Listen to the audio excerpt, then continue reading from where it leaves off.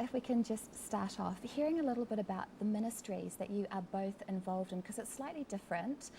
So Gaynor, perhaps if I come to you first. Yep, sure. Fitfish, we primarily run retreats in the UK, allowing people to come along and experience all kinds of different things, focusing on physical, spiritual and emotional health. So we run lots of different exercise sessions, we have theme talks, we have worship, everyone gets a life coaching, prayer ministry or counselling option. We've got a nutrition workshop, we've got a Q&A session with a GP, we've got quiz the trainer sessions, and we have workshops on things like stress and time management as well. So, and we also have a massage therapist there and someone to do facials and everything as well. So that's the main thing that we do. We run retreats in the UK, but we're also able to go and visit church groups and put a programme on for them at their weekends or prayer breakfasts, etc. So wow, that sounds wonderful. You cover so much ground in that. It's like a really holistic approach to health and well-being. Yep. That's wonderful. And Sue, I wonder if you can share a little bit about Fit for Life Forever. Yes, certainly. Fit for Life Forever was started by my good friend Sue Prosser, who'd struggled with weight all of her adult life, and eventually discovered that putting God at the centre of her weight problems really helped her to sort them out, and she remains slim to this day. And so she wrote the book Stop Dieting, Start Living, which is the basis of the Fit for Life Forever ministry, which is a book all about how to put God at the centre of your eating so that you maintain a healthy weight and lifestyle. And there's an associated course that you can download from the website that you can run in local groups. I've run one myself in my church, and a lot of people lost a lot of weight and learned a lot of good things. Well, that's wonderful. We've Sue's come on the program before actually and shared her testimony, and it's just an amazing thing that God has done in her life. So it's wonderful that you can come from the ministry and be part of the program this evening. And I think your ministry details will be coming up as we go through the program, in case viewers would like to follow up and get in touch with either of you. Great. So I wonder if we can just start off, if I can ask you the question about our physical well-being and why our physical well-being is important from a spiritual point of view. Why is taking care of our bodies important in terms of our worship and service of God? So perhaps if I ask you.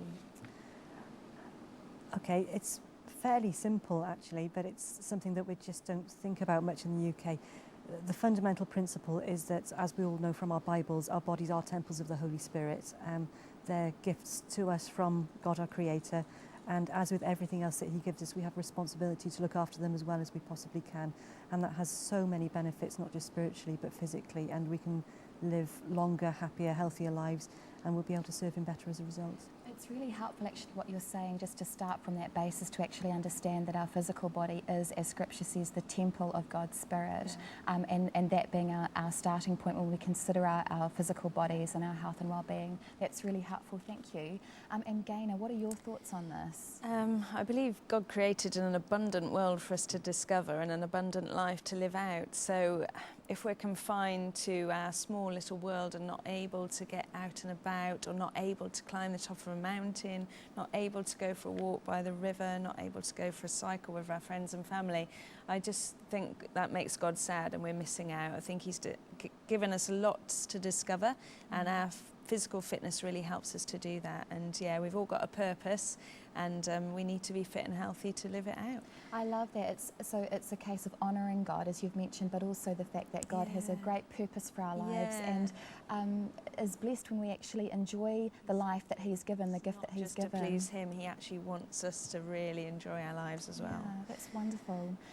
So I wonder if I can ask you both, because I know that you each individually have a testimony in the area of health and fitness, and I just wonder if you can share a little bit about your own personal experiences, your own journey when it comes to this, and how God was helpful in that process, and how it benefited your lives as you took greater care in terms of your health and well-being. So Gaynor, perhaps if I can ask you first. Yeah, sure.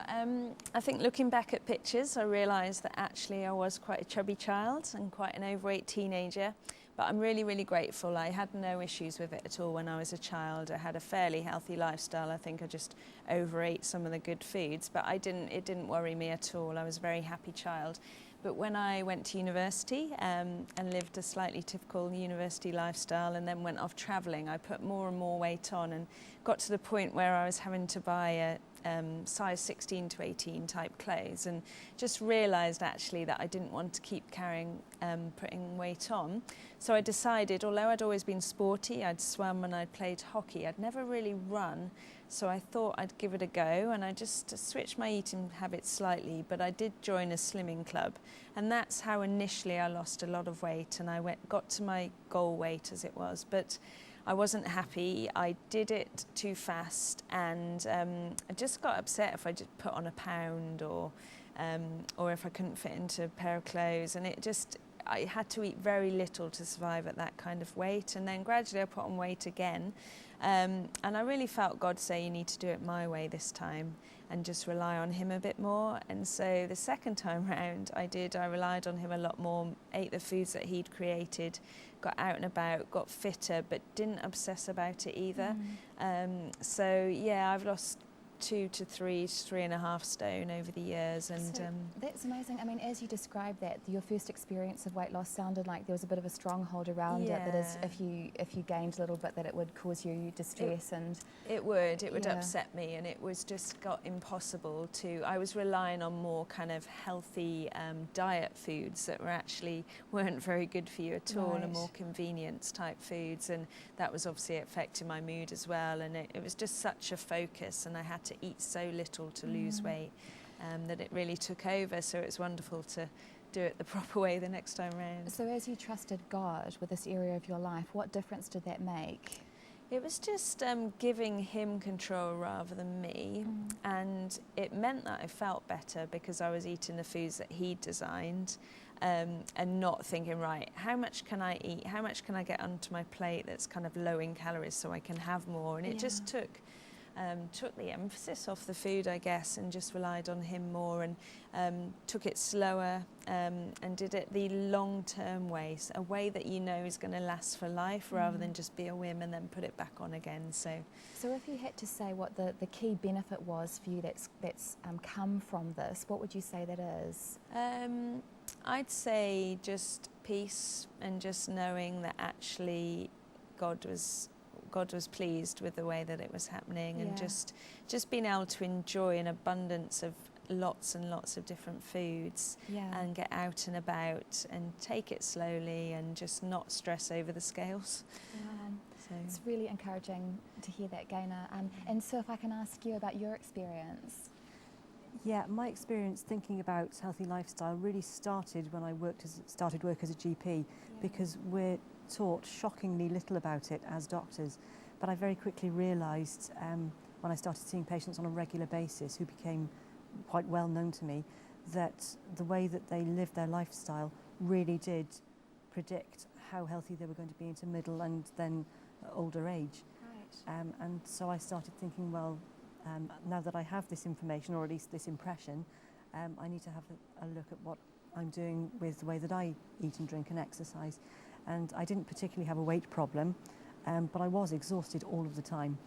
And I realised that like Gaynor, I started thinking about eating as God intended us to, just simple, wholesome foods and nothing too processed, or not very much that's very processed, and eating in a way that I believed God would have me eat.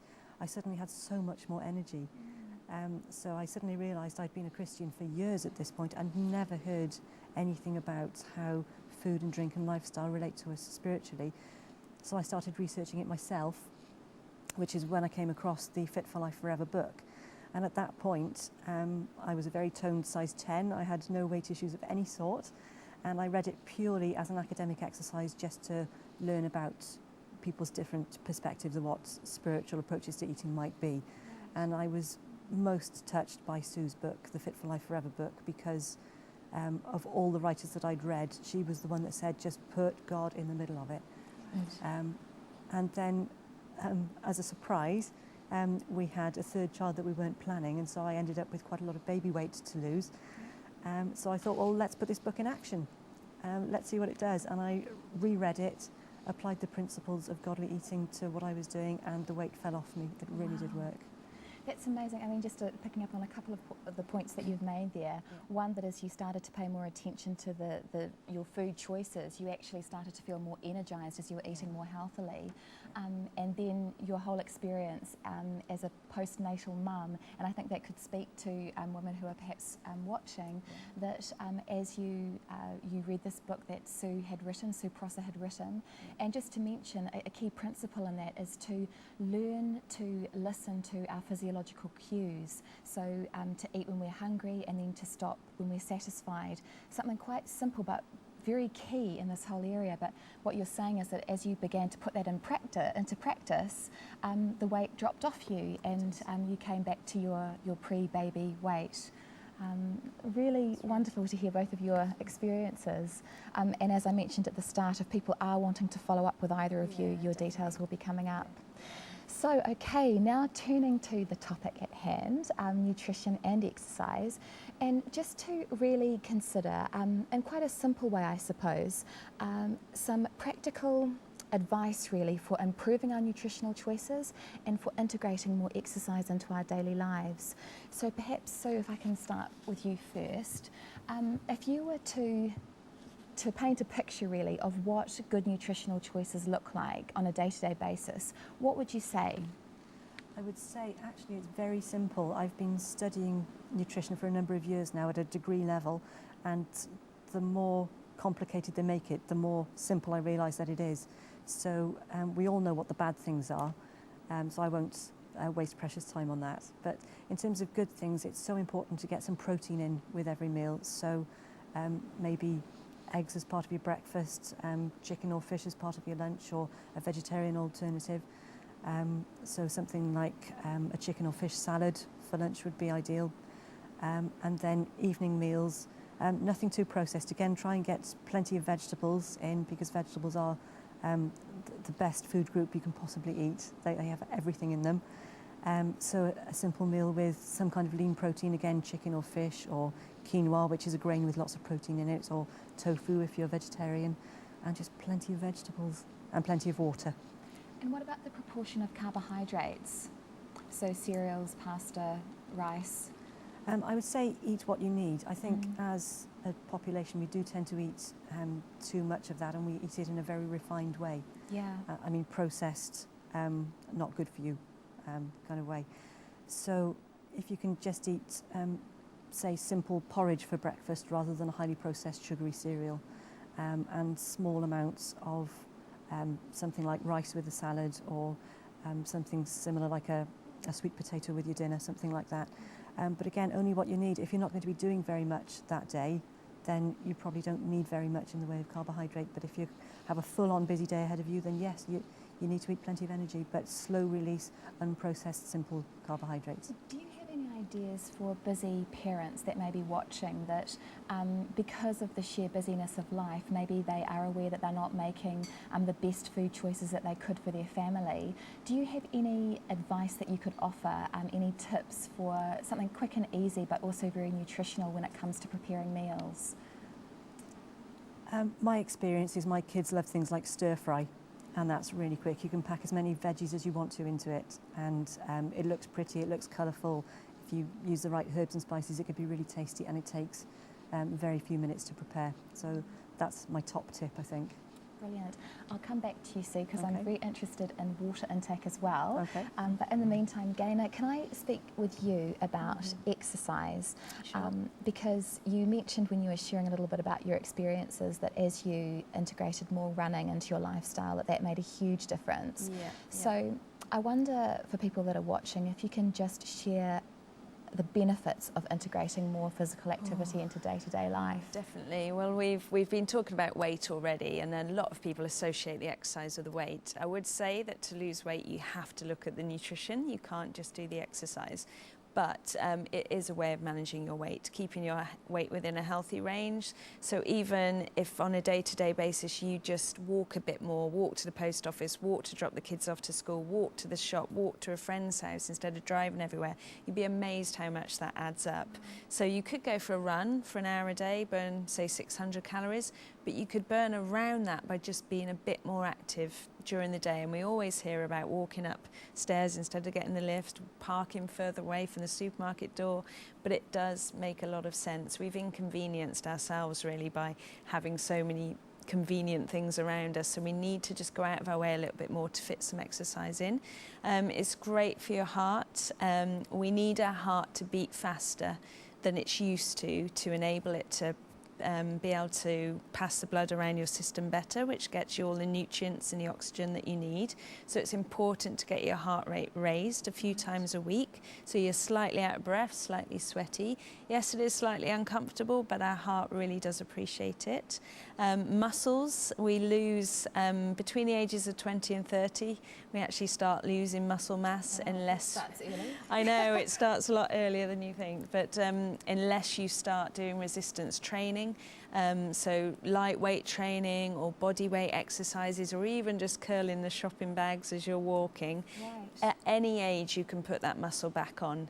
So that also helps with weight management as well. Muscle burns about 35 calories per pound per day, rather than 2 calories for fat. Bone strength, so weight-bearing exercise, so any form of walking, jogging, kind of aerobic activity is really, really important to just get your bones to strengthen. And also for flexibility and for your core strength as well, to prevent falls in later life, to just make us a bit more supple, to prevent breakages. It's also really important, not to mention the emotional and the spiritual benefits as well. Can you touch on that? Because exercise has been shown to really help when people are under a lot of stress, for example. Definitely. Can you talk about that? I think people think that they haven't got time to exercise, and I saw on Facebook recently that's the same excuse that children give when they say their dog ate their homework. It really isn't acceptable.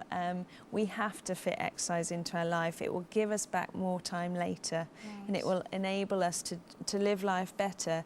I really notice a difference on days when I don't get outside and do some exercise, or it could be inside and don't get that adrenaline going.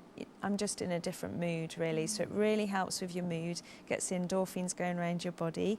But also it is time to step back from your normal life, to completely switch off, to think about something else, maybe even going for a walk by the river. Just give you that chance to step back from your problems and to have some God time and to think about things in a different way. That's a really good point actually, Gaynor. It's a way of tying the two together. Exactly. To make time for God as we are improving our physical health. Exactly, and I think we feel guilty. We feel guilty about taking time out to exercise, but actually it's perfect. You can combine all three. It can give you an emotional boost, spiritual boost and a physical boost. So that's wonderful. More questions for you, but in the meantime I was just going to follow up with you, Sue, about the benefits of water, because it's essential to our diets, but it may be something that we easily forget day to day, or maybe not have enough. So I wonder if you can just talk about the benefits of adequate water intake. Yeah, it's so important. As I'm sure most people know, our bodies are about 2/3 water, and every cell in your body needs water in abundance. And it's so important for so many things. It's good for maintaining weight. We're talking a lot about weight this evening, but it does help you to, bizarrely, stop retaining fluid. People think, well, I mustn't drink because I'll retain it. Actually, the more you drink up to a certain sensible limit, the less you will retain fluid. So that's good. It has all sorts of benefits from your mood. If you're dehydrated, you'll be tired, lethargic, you'll have a headache, you'll be miserable. And it's good for your kidneys, good for your liver, good for your heart. I can't think of anything that it isn't great for. It's fundamental. On average, how much water should we be aiming for to drink each day? During an average season, 2 to 3 litres a day. We'd suggest more than that during a really hot summer, if we ever have one again. Then it should be 3 to 4 litres a day, but generally 2 to 3 litres. And the more of that is actual water, the better. Any liquid actually counts, but I think pure water is the most beneficial if you can manage it. And if not, don't beat yourself up, just get the fluid into you. I wonder if I can also ask you about obesity, because I'm aware that this is an area of specialty for you. And often, actually, when I was looking at Sue Pross's book before coming on to the program, she has some statistics there about the number of people in the UK that are now clinically obese, and the number does seem to be increasing. So if there are people that are watching that are either overweight or have been diagnosed as being obese, I wonder if you can just talk a little bit about that and maybe some changes that they can begin to make in their lifestyle when it comes to food, and also exercise, Gaynor, just to start reversing that or helping with that. I'd love to. The first thing to say is it's generally not an individual's fault that they've become obese or overweight. A quarter of the British population is currently obese, and if you look at people who are either overweight or obese, actually 2/3 of the UK are now overweight or obese, so it's actually abnormal to be a normal weight in today's society. Wow, okay. And we live in what's known as an obesogenic society, obesity creating society. As Gaynor was saying, it's all the convenience gadgets, the remote controls, the escalators, the cars instead of public transport or the bike. And food has changed. When I was growing up, we didn't eat out. We ate simple home-cooked food that was basic and unprocessed because that's all we could afford and that's all there was in the shops. Right. In the year that I was born, only 2% of the UK were obese. Wow. And now it's more than 10 times that. These days there are convenience food stores everywhere, convenience restaurants everywhere, and we're just encouraged to buy cheap, calorie-laden, processed, salty, weight-promoting food, and it tastes good. Who wouldn't want to eat it? So that combined with the lack of activity that we do because we have cars and remote controls and escalators and those kind of things just all conspire against our bodies and make us heavier. So really from what you're saying, it's making an effort really to come back to home-cooked food as often as possible, making meals from scratch rather than buying highly processed or convenience-type meals. Yeah, that's right. And also, Gaynor, what you were saying about just integrating more in terms of lifestyle-based fitness, just walking when we can or taking the stairs rather than the elevator when we can. So looking for ways to basically increase our activity day to day. Yeah, just doing more. Don't compare yourself with anyone else. Just do more than you would do or you have been doing normally. And actually, the heavier that you are, the more calories you will be burning, and you can do yourself great benefit, really can. And the key is to find something you enjoy.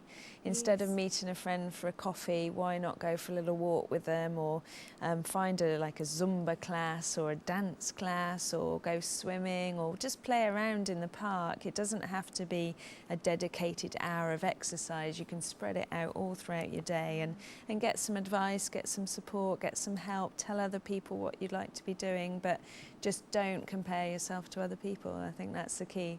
And I love your point about finding something that inspires us, because that just creates that kind of motivation. Exactly, And measure success as well, you know, write down where you're at now and just keep track, because otherwise you'll get discouraged. So I'm just aware that maybe people are watching who may have mobility issues, maybe they're not able to move so easily, and maybe they're in an older age group, or they're dealing with a physical illness that slows them down.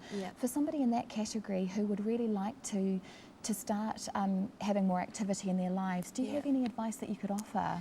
I mean, I would say seek some specialist help, speak to a professional, but people think you have to be moving a lot to get your heart rate up, but actually a lot of what I do with clients would be more of your kind of boxing manoeuvres or stuff with arms and hands, and even if you're wheelchair bound or you can't walk too far, it's amazing how high you can get your heart rate up, even having a little dance on your sofa, but moving your arms, you know, we're just looking to get that heart rate slightly higher. So if you do have any reason why you can't move, you can't go out for a run, you can't go out for a walk, then there are going to be ways and means of just getting your heart rate up slightly higher. And there's all kinds of great cheap equipment now, like resistance bands that you can use and little weights, and remember those shopping bags and tins, and just having a good old boogie on the sofa, you know, anything that just gets your heart rate up. But do speak to someone, speak to your doctor or speak to a personal trainer, and they'll be able to advise more specifically. Well, we're coming into the last couple of minutes now, so I'm going to ask for a closing tip from each of you. But before I ask you that, I do have one quick question about sleep, because we have 1 minute left. So very briefly, exercise when it comes to sleep, it can be very helpful, can't it? Yes, definitely. Done earlier in the day. I'd say avoid doing it too close to bedtime, because you'll be on a high when you've exercised. But can definitely help you sleep deeper and for longer. Wonderful. And so if I can come to you for a closing tip, if you wanted to leave one thought with the viewers,